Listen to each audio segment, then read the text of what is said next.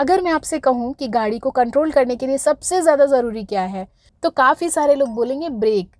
पर ब्रेक सिर्फ गाड़ी को रोकने के काम आता है। गाड़ी को कंट्रोल किस चीज़ से करते हैं?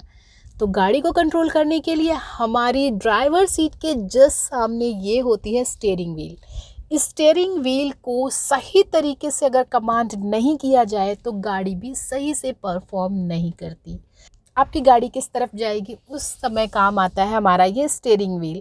हम जिधर भी जाते हैं उधर मोड़ते हैं अपना स्टीयरिंग व्हील।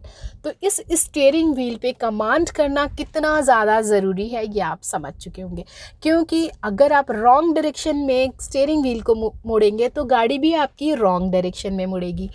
क्या आपको पता है कि स्टीयरिंग व्हील पे एक अच्छा कमांड करके आप काफ़ी सारे एक्सीडेंट्स को रोक सकते हैं। जब भी आप अपनी गाड़ी की स्टीयरिंग व्हील को गलत ढंग से पकड़ेंगे तो आपका गाड़ी पे कमांड कम हो जाएगा और उससे आपके एक्सीडेंट के चांसेस बढ़ जाएंगे। तो आज के इस वीडियो में ऑब्वियसली मैं बात करने वाली हूँ स्टीयरिंग व्हील पे कमांड कैसे किया जाए।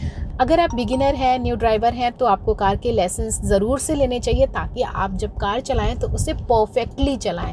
कार बहुत सारे लोगों को चलाते हुए देखा मैंने, बट परफेक्टली कार को कैसे ड्राइव करना है ये बहुत कम लोग जानते हैं।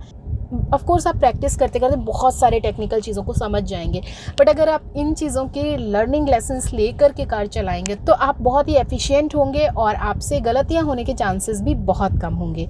तो चलिए पता करते हैं स्टीयरिंग व्हील को कैसे पकड़ना है एंड ये जो स्टीयरिंग व्हील है इस पर कमांड कैसे करना है। सबसे पहली चीज़, आप बिगिनर हैं या फिर हैं प्रो, स्टीयरिंग व्हील सभी को ठीक ढंग से पकड़ना चाहिए। स्टीयरिंग व्हील को पकड़ने का, होल्ड करने का सही तरीका क्या है? तो आप इसे दो तरीके से पकड़ सकते हैं। आपने एक क्लॉक को देखा होगा जिसमें 1 2 3 4 ऐसे नंबर्स लिखे रहते हैं। तो एक तरीका तो ये है कि आप अपनी स्टीयरिंग व्हील को 9 और 3 में पकड़िए, यानी ऐसे ऐसे। ये जो हमारा होल स्टीयरिंग व्हील है यहाँ से हाफ हाफ डिवाइड हो जाता है। तो ये वाला जो हिस्सा है ये 9 और ये 3। तो 9 3 की पोजीशन में इस तरह आप स्टीयरिंग व्हील को होल्ड कर सकते हैं। अगर आपको ये स्टीयरिंग व्हील इस तरह होल्ड करना ठीक नहीं लग रहा है तो एक और तरीका है 10 और 2, यानी आप यहाँ पर भी इसे पकड़ सकते हैं। ड्राइविंग के दौरान हम कई बार क्रॉस ओवर हैंड की भी टेक्निक करते हैं। ये गलत तरीका है, इससे आपके हाथ इतने आने के बाद नहीं मुड़ेंगे, आपके हाथ फंस जाएंगे। तो हमें इस तरह कभी नहीं करना है, हमें इसको सिंपली ऐसे पकड़ना है। क्रॉस ओवर हैंड टेक्निक में भी हमें स्टीयरिंग को इस तरह पकड़ना है। तो ये ना एक बहुत ही कंफर्टेबल तरीका है। कई बार आप सडन मूवमेंट लेते वक्त एक हाथ को फ्री छोड़ना चाहते हैं तो आपको इस स्टीयरिंग व्हील को इस तरह पकड़ के कुछ इस तरह से यूज़ करना चाहिए। आप इसे क्लॉकवाइज, एंटी क्लॉकवाइज इस तरह भी घुमा सकते हैं। तो ये जो हमारा हाथ है ये फ्री है एंड स्टीयरिंग व्हील को मूव कराते वक्त कभी भी आपको ये नहीं सोचना है कि ये वाला हाथ हमें यूज़ नहीं करना है। ये वाला हाथ हम तभी स्टीयरिंग व्हील से हटाएंगे जब हमें गियर शिफ्ट करना होगा। तो आपके दोनों हाथ स्टीयरिंग व्हील पे होने बहुत ज़रूरी है। पर्सनली मुझे ड्राइविंग व्हील को घुमाते वक्त 9 3 का पोस्चर ज़्यादा अच्छा लगता है तो मैं ये वाला प्रेफर करती हूँ। आप ये वाला भी प्रेफर कर सकते हैं। समटाइम्स मैं इसे ऐसे भी होल्ड करती हूँ और ऐसे भी होल्ड करती हूँ, क्योंकि हमें हमारे हाथों की पोजीशनिंग ऐसे नहीं रखनी है, ऐसे रखनी है या फिर ऐसे रखनी है। तो पोजीशनिंग ऐसे या ऐसे, ये हो गया हमारा पोजीशनिंग का। एंड टिप नंबर 2, जब भी आप अपनी ड्राइविंग व्हील को पकड़ के घुमा रहे होते तो ये मूवमेंट एकदम स्मूथ होना चाहिए। इसको एकदम झटका नहीं देना है, जर्क नहीं देना है, बहुत ही स्मूथ मूवमेंट रखने हैं। आपकी गाड़ी इजीली टर्न हो जाएगी, इजीली आगे बढ़ जाएगी।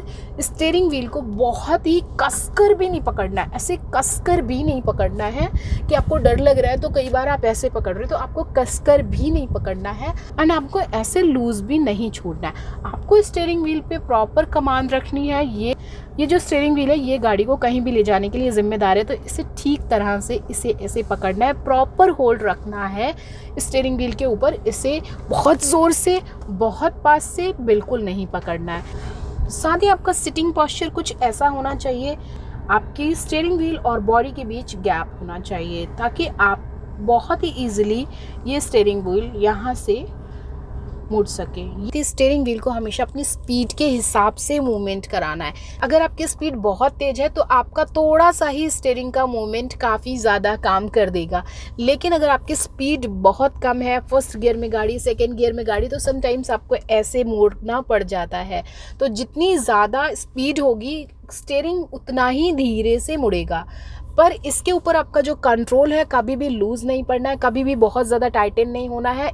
इसको बहुत ही ज़्यादा कंफर्टेबली मूव कराना है, पैनिक बिल्कुल नहीं होना है। जब आप रिवर्स कर रहे होते हो उस टाइम आप पीछे तो देखते ही हो, साथ ही आपकी जो स्टीयरिंग व्हील घूम रही होती है उस कंडीशन में आप स्टीयरिंग व्हील को इतना ज़्यादा मत मोड़ दीजिए कि किसी चीज़ से जाके टकरा जाए। ज़र्क नहीं लेना है आपको। स्टीयरिंग व्हील को मोड़ते वक्त बहुत ही स्मूथ हैंडलिंग रखनी है और देखना है कि पीछे आपके जो ऑब्स्टिकल्स हैं उनसे आपकी कितनी डिस्टेंस है। तो आप स्टीयरिंग व्हील को थोड़ा थोड़ा धीरे धीरे घुमाएं तो आपके एक्सीडेंट्स नहीं होंगे। अगर इन केस आपका कोई एक्सीडेंट हो जाता है, सामने से कोई चीज़ अचानक से आ जाती है, तो आपको अचानक से ऐसे स्टीयरिंग को नहीं काटना है। आपको हमेशा अपनी स्टीयरिंग को बहुत ही आराम से धीरे धीरे ही मोड़ना है, काटना है। क्योंकि अगर आप अपनी गाड़ी को स्पीड में तेज़ी से काट दोगे तो आपकी गाड़ी के पलटने के चांसेस बहुत ज़्यादा बढ़ जाएंगे। तो एक एक्सीडेंट जिसे आप बचाना चाहते हैं उसके चलते आपकी गाड़ी पलट जाएगी और आपको नुकसान हो जाएगा। तो स्टीयरिंग व्हील पे कमांड रखना कितना ज़्यादा ज़रूरी है। टाइट स्पेस में भी आपको स्टीयरिंग व्हील का बहुत ख़ास ख्याल रखना है, क्योंकि जब आप बिल्कुल टाइट स्पेस में होते हैं, हर तरफ बहुत बिजी रोड पे आप चल रहे होते हैं, हर तरफ बहुत सारी गाड़ियाँ होती हैं, तो ऐसे टाइम में आपकी स्टीयरिंग व्हील बहुत आराम से जजमेंट लेते हुए ही मोड़नी चाहिए। तो स्टीयरिंग व्हील पे कब कितना प्रेशर रखना है, कब कितना मोड़ना है, ये डिपेंड करेगा ऑन सिचुएशन। होपफुली आपको स्टीयरिंग व्हील के बारे में सारी क्वेरीज शांत हो गई होंगी। अगर नहीं हुई है तो आप कमेंट करके मुझसे पूछ सकते हैं। साथ ही चैनल को सब्सक्राइब कर लीजिए एंड नोटिफिकेशन बिल को हिट कर दीजिए। आप इसे लाइक और शेयर भी कर सकते हैं। साथ ही एक्स्ट्रा बेनिफिट्स के लिए आप हमारे मेंबर भी बन सकते हैं। Thanks for watching, bye bye.